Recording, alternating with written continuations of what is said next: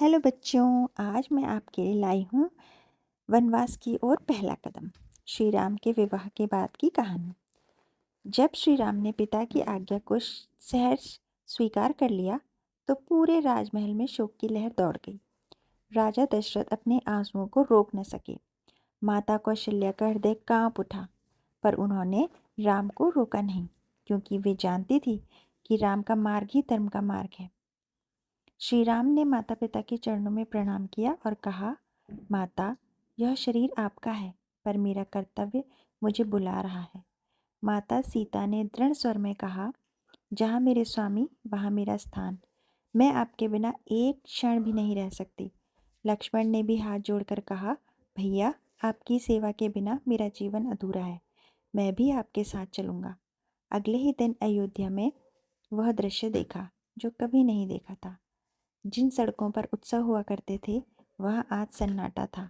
श्री राम, सीता और लक्ष्मण राज वस्त्र त्याग कर वल्कल धारण किए नंगे पांव वन की ओर चल पड़े। नगर की प्रजा रोती हुई पीछे पीछे चलने लगी। कोई कहता, हमारे राजा हमें छोड़कर क्यों जा रहे हैं, तो कोई पुकारता, राम के बिना अयोध्या सूनी हो जाएगी। श्री राम ने सबको सांत्वना दी और कहा, धर्म के मार्ग पर चलने वाले को दुख नहीं, केवल कर्तव्य दिखता है।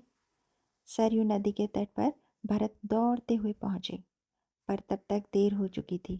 श्री राम नाव में नदी पार कर रहे थे। दोनों भाइयों की आंखों से अश्रु बहने लगे। यहीं से श्री राम के जीवन का वह अध्याय शुरू हुआ जहाँ राजमहल के सुख के स्थान पर वन की कठिनाइयाँ थीं, पर साथ थी मर्यादा, त्याग और धर्म की अमर गाथा। इस कहानी से हमें यह सीख मिलती है कि सच्चा महान वही है जो अपने सुख से पहले कर्तव्य को चुनता है।